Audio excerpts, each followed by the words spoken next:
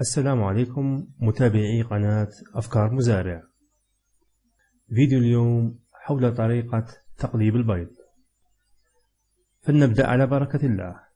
يتم تقليب البيض في المفاقس الكبرى كل ساعتين، وهناك من يقوم بالتقليب كل ربع ساعة. ونقوم بالتقليب لكي لا يلتصق الجنين بالبيضة عند الفقس، وعدم التقليب قد يؤدي إلى التصاق الجنين بقشرة البيضة عند الفقس، أو يؤدي به إلى الموت. وفي حالة الفقس قد يكون به بعض المشاكل الصحية. وهناك نوعان من نظام التقليب: التقليب العمودي بوجود محرك، ويكون ذلك أوتوماتيكيا من 45 درجة إلى اليمين و45 درجة إلى اليسار.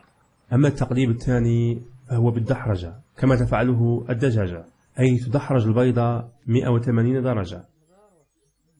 والسؤال الذي يطرح نفسه: ما هو أفضل نظام في التقليب؟ وقد قمنا بالبحث وتوصلنا إلى استنتاج مفاده أن أفضل نظام هو النظام الذي يقلب البيض 45 درجة يمينا و45 درجة يسارا.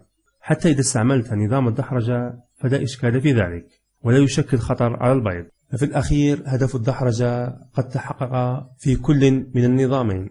فنظام 45 درجة يمينا ويسارا يسهل من انتشار الرطوبة والحرارة في الفقاسة.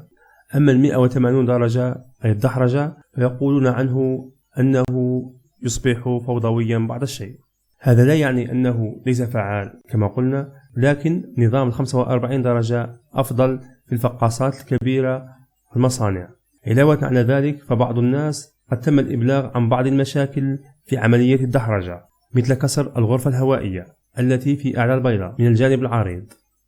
وكما هو معلوم فإن الغرفة الهوائية يتنفس منها الجنين، فعند انكسار الغرفة الهوائية وتم خروج الصوص فإنه تخرج به عيوب جسدية، كما أنه يعيق تدفق الدورة الدموية. هذا كل شيء يا أصحاب. ومن الواضح أن أفضل نظام هو النظام الذي يبقي البيضة عموديا وتميل 45 درجة يمينا ويسارا. وإن كان لديكم أي سؤال فاطرحوه بالتعليق وسأكون سعيدا بالإجابة. ودمتم في رعاية الله وحفظه، والسلام عليكم.